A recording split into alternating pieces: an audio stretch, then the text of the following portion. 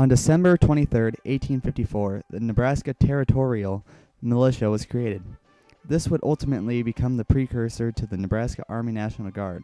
Its main job in the 1850s was to help the regular army safeguard pioneers heading west.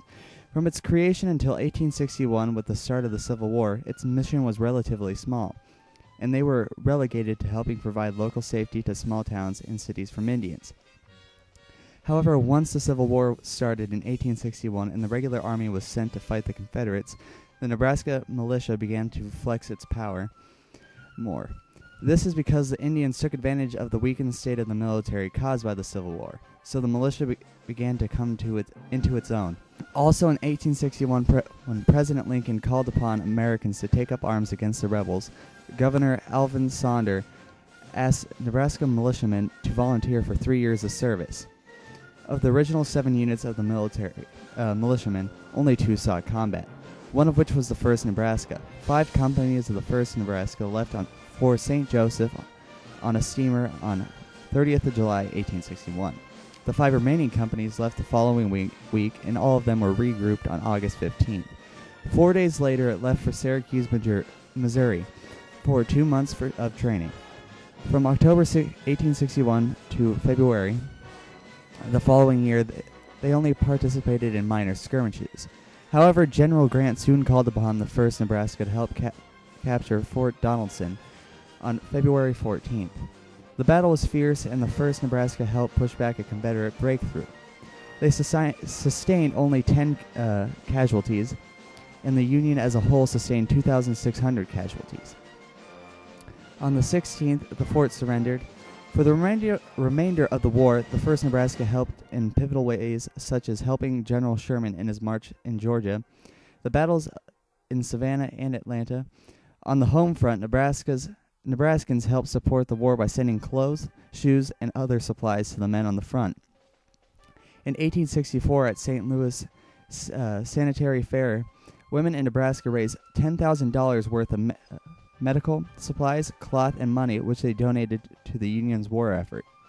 While most of the nation's attention during this time was focused toward the Civil War, Indians took this as an opportunity to force settlers off the plains.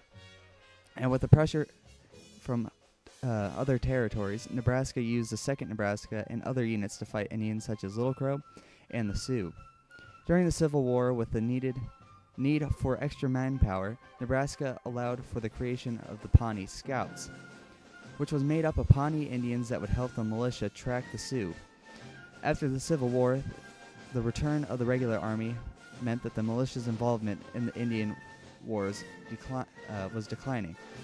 When Nebraska became a state in 1867, the militia's role at the time was to help the regular army with the Indian Wars. On December 29th, Nebraska's militia helped in the battle that would claim the life of the famous Indian Bigfoot. The Spanish-American War and the Philippine Insurrection during the years of 1898 and 1899 played a large part in the evolution of the Nebraska National Guard.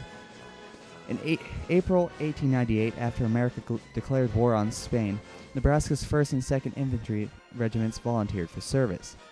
Only the 1st Regiment saw combat, which was in the Philippines.